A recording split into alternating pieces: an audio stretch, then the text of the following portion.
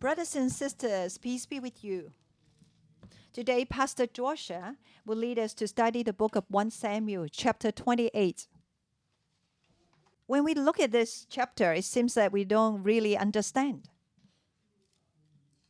Especially when Saul called Samuel from the grave. This is simple. It looks really simple. If you know about healing and deliverance, you will understand. So we will mention this later.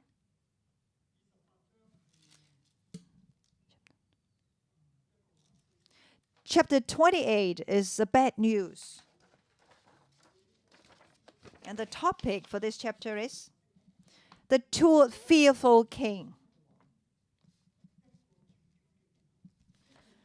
And then they come to a dead end.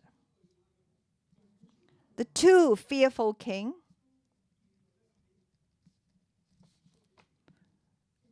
Now they are coming to a dead end. They are being captured. They cannot move forward or backward. They are in desperation. They are being bound.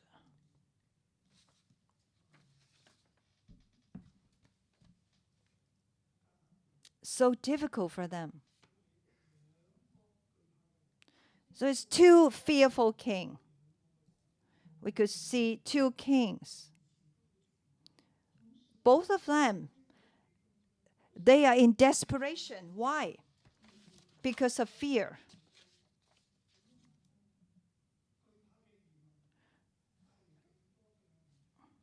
Yesterday we said with a fearful migration, or when we are in fear, we made the wrong decision, a fearful decision. David, because of fear, he went to the Philistines. Then he brought himself into an even more dangerous environment. At that time, he couldn't believe in God.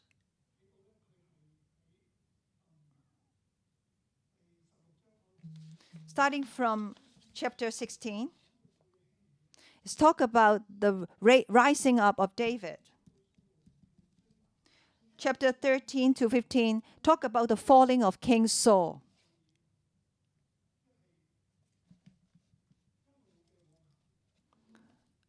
King Saul has been falling all the way. And David was being anointed and raised up. And after a long period of time, how Saul pursued after David. And David is still living in peace. And come to a certain extent that Saul was delivered into the hand of David. Chapter 24 and 26, God delivered Saul into the hand of David. Either Saul went to the cave, and then he also was made deep sleep. But David, because David has the sound of God, has the voice of God in him. And God rebuked David in his heart. And this is so good. And after these incidents, and we see from the Bible that David was fearful. Yesterday, we talk about David talking to his heart. Oh, one day, I will surely die in the hands of Saul. David was fearful, and he said to himself, I must flee to the Philistine. When Saul knew that I hide myself in Philistine, then he will not pursue after me anymore.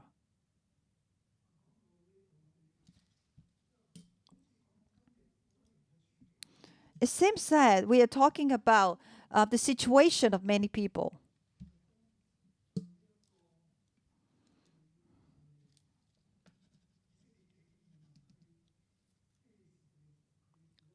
When David had to run for his life entering the land of Philistine, he had to pay a really high price. So I want to tell you that David just experienced God. So how he let go of Saul, then he became so fearful. I didn't mention yesterday why David was so fearful.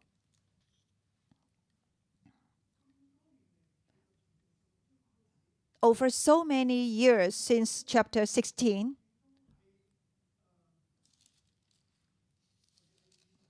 yesterday we talked about chapter 27. He could see the works of God. God has protected him. When he received the greatest protection from God, like in the past when Saul wanted to take his life, but he couldn't. When we come to chapter 24 and 26, David had opportunities to kill Saul, but he didn't.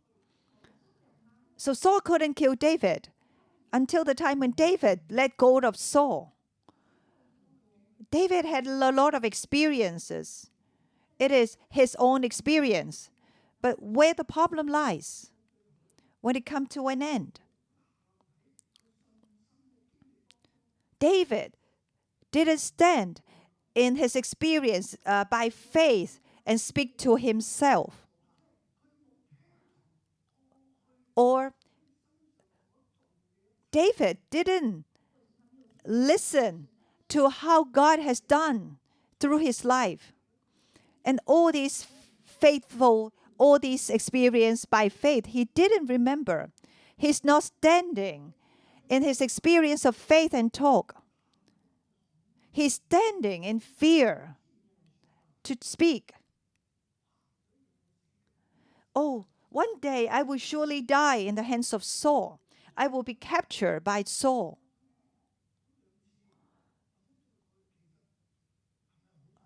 Over the past 2 times, is it because of my fortune? Is it I'm always lucky? What if one day I'm captured by Saul? What would I do? He's standing in fear to speak to his heart. He's not standing by faith to speak. Brothers and sisters, when we face danger or difficulties, so we always have to remember how God has loved me and protected me. In your life experience, you have to find this anchor of faith. When you are in difficulties or in danger, you have to remember that anchor of faith, how God has loved you and protected you, and your faith will be increased. This is important. And for me, I have this anchor of faith. At the age of 20, I believed in Jesus. At the age of 23, my mother died. She had cancer. And over many years, I've been taking care of her.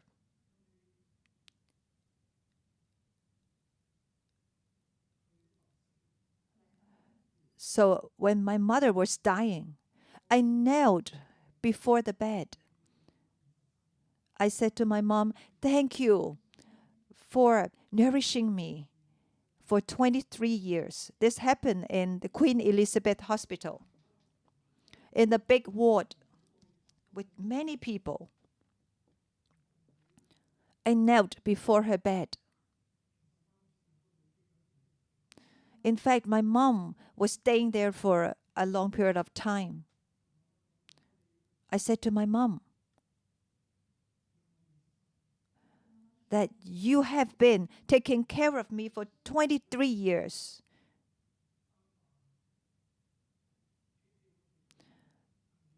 My father has forsaken us. He didn't want us, But for you, you still look after me and my brother. And now you are dying.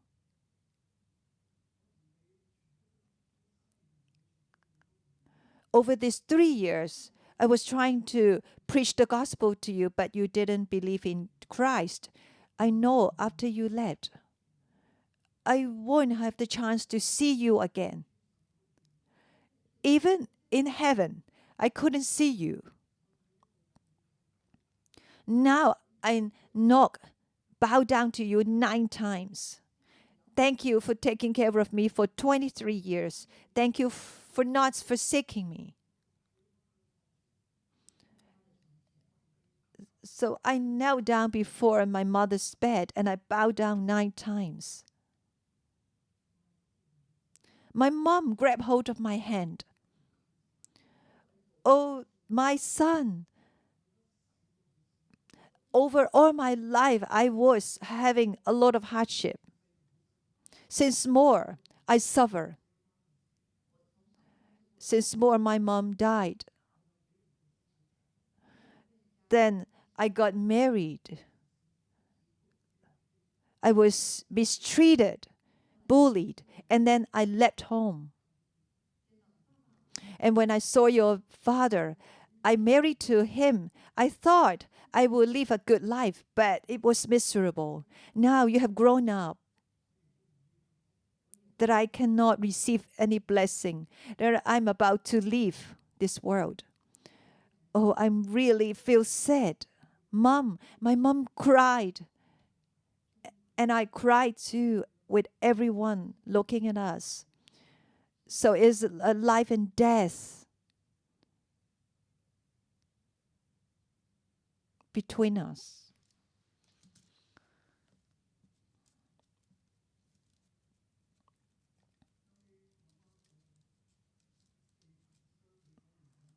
Then my mom was being transferred to the Caritas hospital.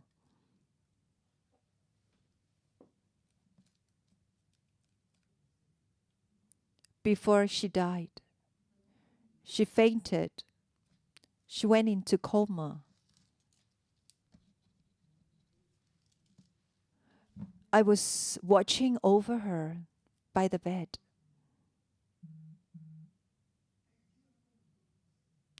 And all of a sudden, my mom was awakened from coma. She said, "My son, I could see Jesus. I could see the cross, the bright light of the cross. I know it is Jesus. I know Jesus wants me, take me. In the past, I don't want to believe in Jesus because I've been worshiping Guan Yin, the idol, for a long time. If I'm sick, I believe in Jesus. I cannot go to the church. Jesus will not want me."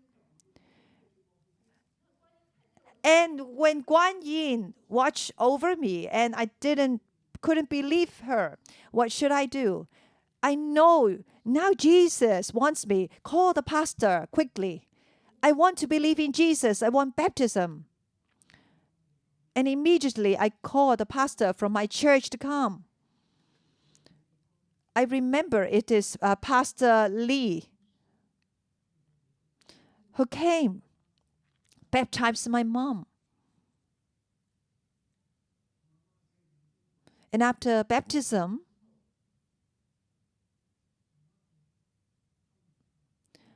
my mom went back to coma. So 9 hours later, she died. And this became the anchor of my faith, the anchor of my life. Every time when I'm in danger, I know God will save me. Even God can awaken my mom to believe in Jesus. It is the grace of God. God really loved me. I must remember this. In every difficult situation, I grab hold of this anchor of faith. So I will not make decisions out of fear until today. But David, in such situation, when he faced Saul, he was so fearful that he didn't think by faith. Now we come to chapter 28, verse 1 and 2. David was grabbed hold of by the environment. He couldn't move. In those days, verse 1.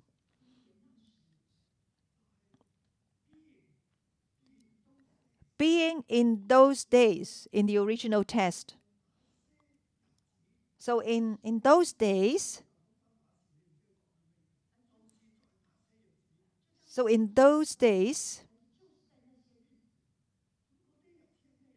what are those days?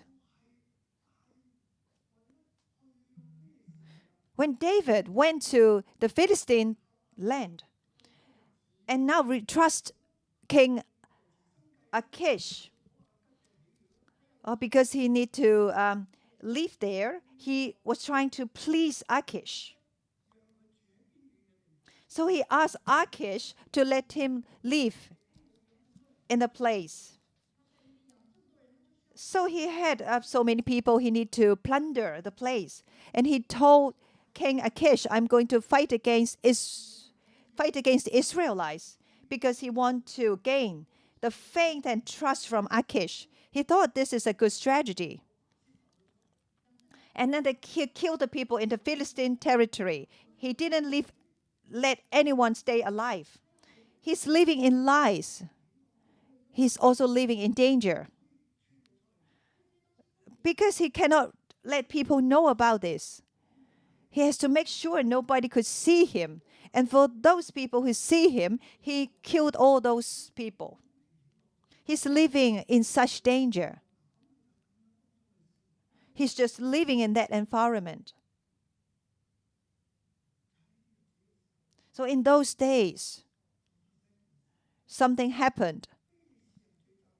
The Philistines gathered their forces to fight against Israel. Verse 1. Achish said to David, you must understand that you and your men will accompany me in the army. When the Philistines and Israelites were about to fight, in the past, Achish believed in David, thinking that he's fighting against the Israelites and receive a lot of plunder back. And he thought the Israelites will be very angry with David. And now the Philistines were about to fight against Israel. Then he called David.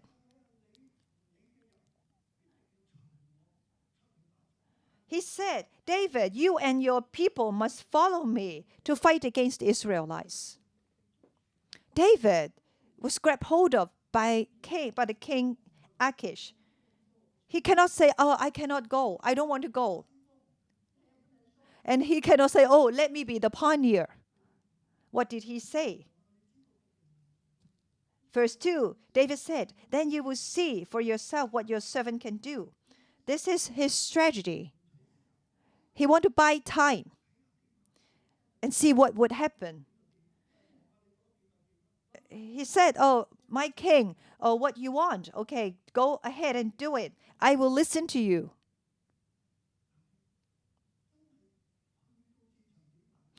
But what would happen if David was in the battlefield? Will he really fight against the Israelites? He is the king of Israel. Fighting against the Israelites? To kill the Israelite people? How can he treat his God and his kingdom this way? It's impossible. When he said, no, I don't go and fight, what happened to the Philistines? Only 600 people with David, but the Philistines, they have so many people. He is in desperation. He cannot tell lies anymore. He can only look upon God. So in such desperate environment, There is no way out. Cannot think of any way.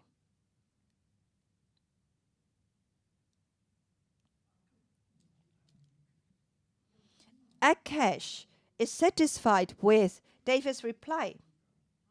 Okay, he said, "Very well, I will make you my bodyguard for life."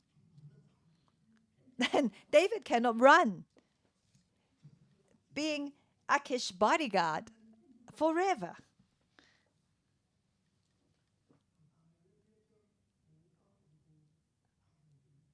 And here it didn't tell us what happened to David. David was being bound up in this situation. He's being grabbed hold of by the environment. He cannot go back or go forward. He's a king. He's in fear. So that's how he's in such situation. Now there is another king. So we couldn't see what happened to David until the next chapter. In this chapter 28, it talk about another king, King Saul. Here it talk about two kings. King Saul is also in a desperate environment. Verse 3 to 7.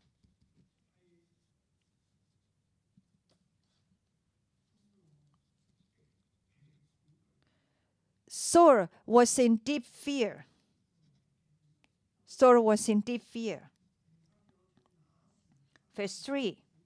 Now Samuel was dead, and all Israel had mourned for him and buried him in his own town of Ramah.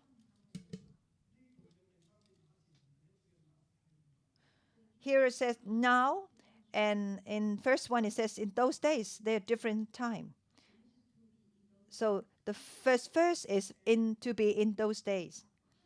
But verse 3, now Samuel, or and Samuel in the original text is and. Samuel was dead. Samuel died already. And the people buried him. So this is the fact. Samuel died. Just to describe an incident, Samuel was dead. And it brings out what's happening.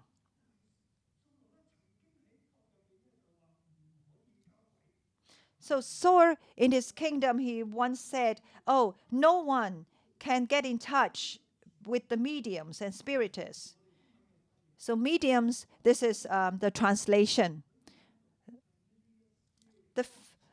In the original text, is translated as familiar spirit. So we cannot use the familiar spirit. And also sorcery. Saul had that order before. Verse 4, the Philistines assembled and came and set up camp at Shunem, while Saul gathered all the Israelites and set up camp at Gibor.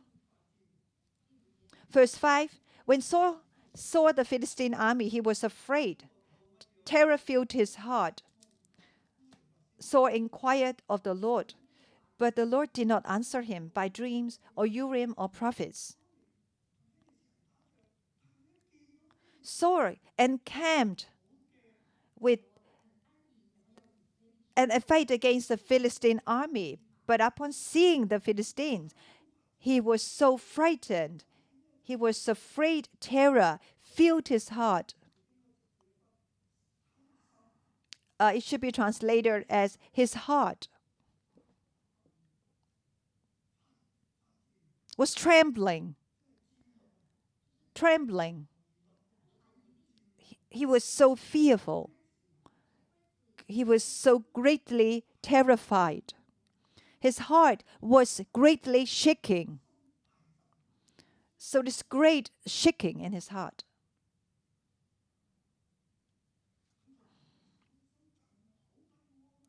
He lost peace.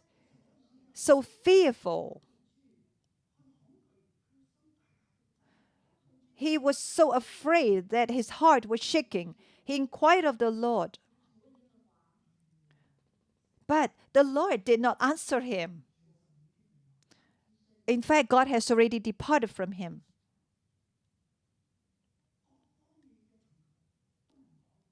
So whatever way he inquired of the Lord, but God didn't speak because God has already left him.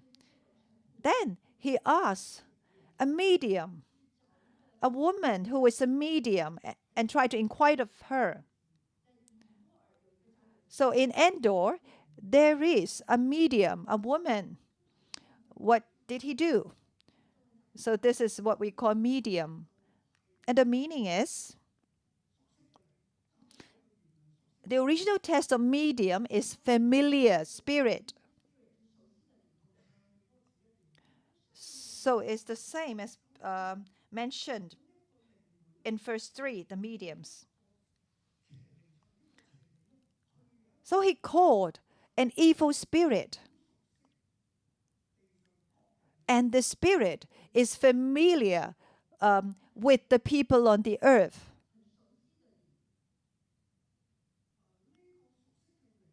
And this familiar spirit can speak. And this familiar spirit will disguise our ancestors. And then this medium, through this familiar spirit, will call that person and speak for him. This is what we call familiar spirit. When we do healing and deliverance, we will face the spirit. And the spirit will know something about that person, but it's not 100%. It's about something related to your ancestor. He will disguise your ancestor and appear before you. So maybe 60% of the things. And when we hear what he said, we might not be able to hear every word clearly. And this is the voice of that evil spirit. He cannot tell you every word. So he will continue to speak, but it's a bit blurred. This is the way how a familiar spirit will speak. Saul found such a medium. He found that woman from Endor. This is telling us that Saul has gone away, so far away from God, because of the deep fear in Saul. He found God. He was trying to find God, but God didn't listen to him. He's so far away from God. Okay, you don't speak to me. I will find an evil spirit to speak to me. But once Saul has forbidden people from finding mediums and spiritists. So he's finding his own dead way and become the enemy of God.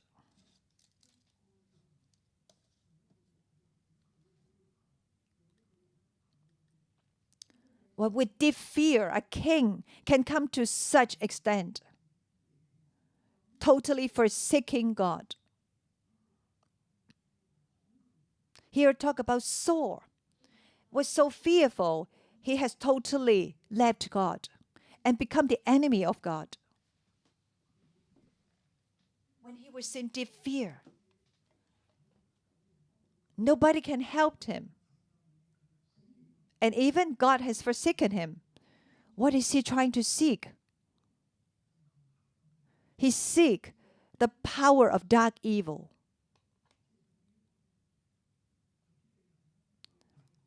Like for some people, they go to Thailand, they look for the evil spirit.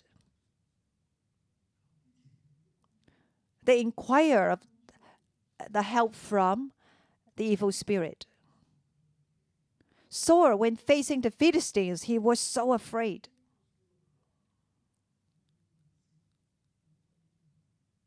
And to an extent that King Saul connect with a medium, seeking the power of the evil spirit in order to have peace in his heart. And eventually, what happened? Verse 8 to 14. Saul eventually met Samuel.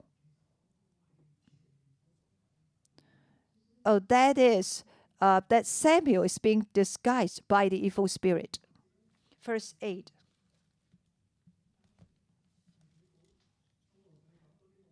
So Saul found this woman all the way to verse 13. The king said to the woman, "Don't be afraid. What do you see?" The woman said, "I see a spirit coming up out of the ground." So here we talk about the gods. So it's a group of evil spirit coming up out of the ground. So Saul asked her, "What do you see? What does he look?" An old man wearing a robe is coming up, the woman said. Then Saul said, "Oh, it was Samuel." Second part of verse 14. And he bowed down and prostrated himself with his face to the ground. This evil spirit disguised Samuel and appeared before Saul. And Saul spoke to this evil spirit. Verse 15 to 19. The subtitle is Saul truly know that God has departed from him. First, it is Saul leaving God, but through this evil spirit, he knew that God has truly left him. Because what this evil spirit has spoken to him, he told Saul about this whole situation. Let's see.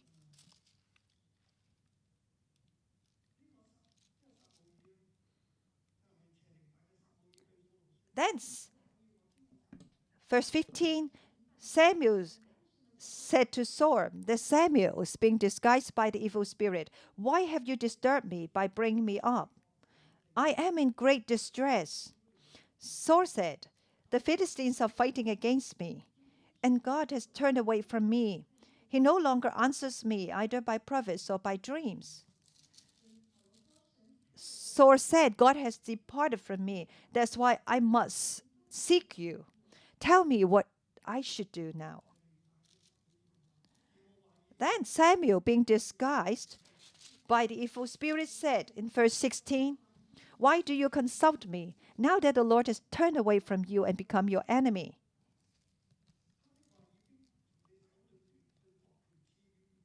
The Lord has done what he predicted through me. The Lord has torn the kingdom out of your hands and given it to one of your neighbors, to David. Verse 18, because you did not obey the Lord or carry out his fierce wrath against the Amalekites.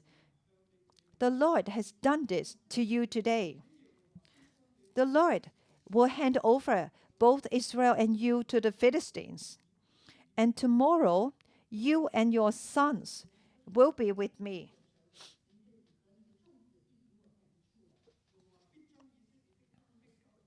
The Lord will also hand over the army of Israel to the Philistines.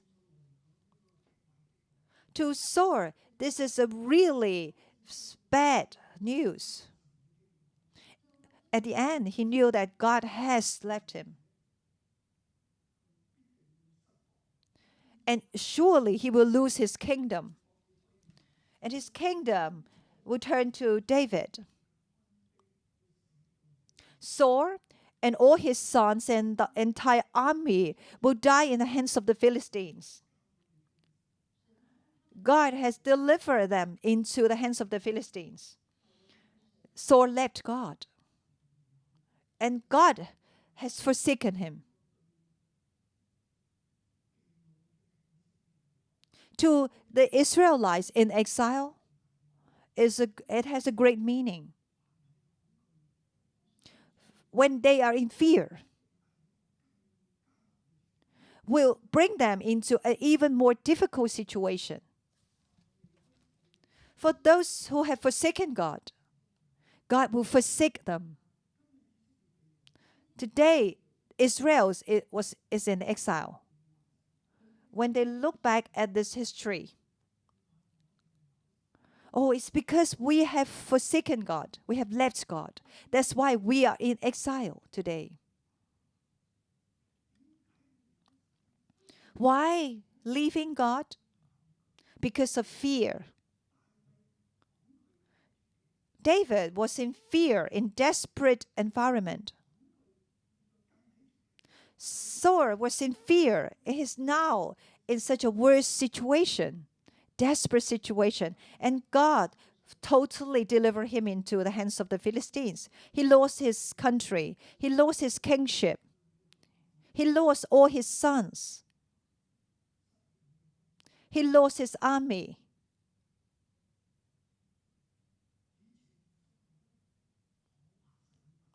In the past, Saul was so afraid of losing his people, losing his kingship. Now, what he feared most really happened. To the Israelites, to those who are in exile, and also to us, brothers and sisters, under the current environment or in difficulties, do not fear. The more you are fearful, then these things will happen. You must believe in God. God will surely save you. Our heart must be connected with God. Do not fear. David was in such weakness that he was so fearful. He cannot go back or move forward. Saul, because of his fear, he let himself be entangled in desperate environment and even become the enemy of God. And God has fully delivered him into the hands of the enemy. To the Israelites in exile, it is God who delivered them into the hands of the enemy. They must change. Turn to God. Do not fear anymore. Let's look at the last paragraph. Verse 20 to 25. The subtitle is Saul's heart died. Before his body, before he died, before God delivered him into the hands of the Philistines, his heart already died.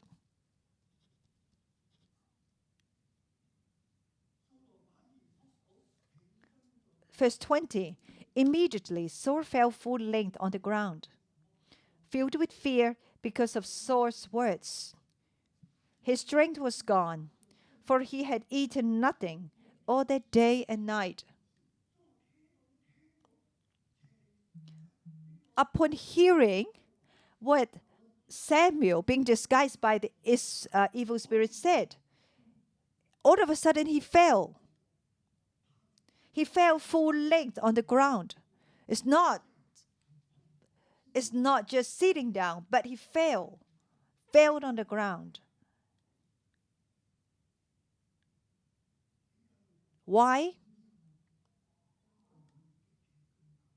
Because Saul was in deep fear. Exceedingly fearful. Exceedingly fearful. So it's very frightened. So he couldn't eat because of deep fear. He was exceedingly fearful. So this woman came to Saul and saw that he was greatly shaken. Verse 21. So we just said he was exceedingly fearful. How? Now we see that he's exceedingly trembled inward. So it's also exceedingly fearful. So it's to the extreme. So it is exceedingly fearful. That is to say, his heart was shaken greatly. So it's shaking inside out. So we say he's fearful. In verse 20, he was in deep fear. But verse 21, his heart was shaking to an extent that he couldn't stop. He couldn't eat. And this woman encouraged him to eat. And then he forced himself to eat. And this is his last supper. It's the last supper of the king. So they have fattened the calf, butchered it, and he forced himself to eat. This is his last supper in his life. At that moment, his heart already died. There is no more strength. Here, he's in deep fear, exceedingly fearful. From what we see in verse 5.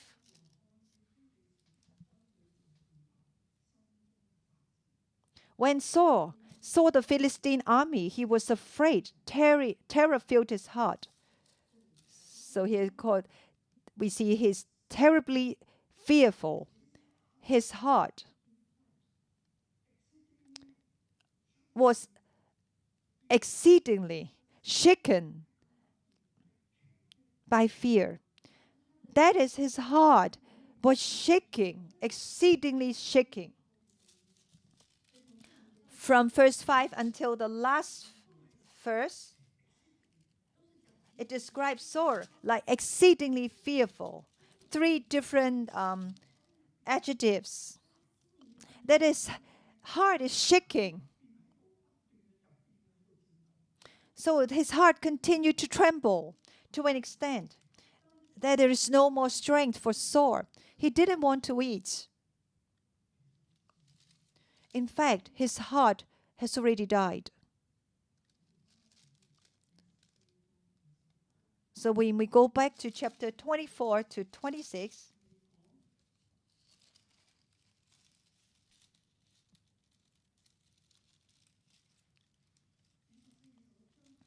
chapter 24 and 26, so we know that Saul was delivered into the hands of David. At one time, he went into the cave to release himself, and another case, he was in deep sleep. Because God spoke to David in his heart, that's why David didn't kill Saul. And in the middle chapter 25, talk about Nabal.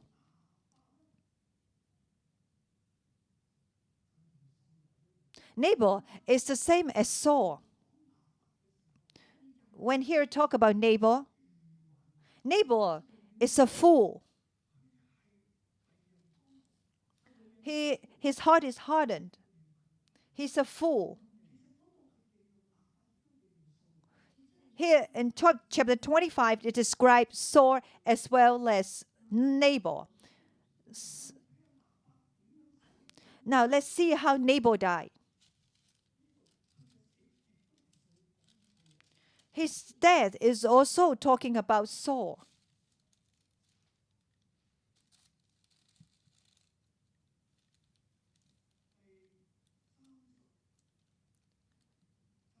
Chapter 25, verse 37.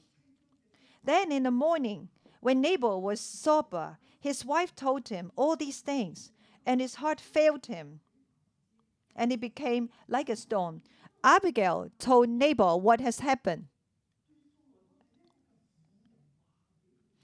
Now back in chapter 28, it is this woman telling Saul what's happening. And these two, their soul seems to leave them. Verse 37, back in chapter 25. So the original text here, his heart died within him. His heart died in him. So the body became like a stone. This body became like a stone. His heart died. The whole body became rigid.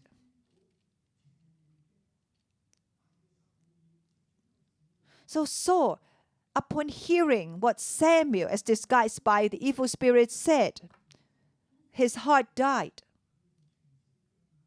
His whole body is rigid, and then he fell full length on the ground.